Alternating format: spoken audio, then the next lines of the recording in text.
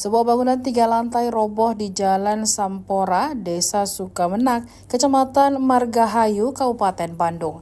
Peristiwa ini terjadi pada Selasa pukul 16.00 waktu Indonesia Barat. Rumah itu diduga roboh karena fondasinya yang tidak kuat. Warga yang menyaksikan detik-detik rumah 3 lantai itu roboh berteriak histeris. Setelah roboh, area sekitar rumah menjadi berdebu. Belum diketahui mengenai korban dan kerugian dari peristiwa tersebut.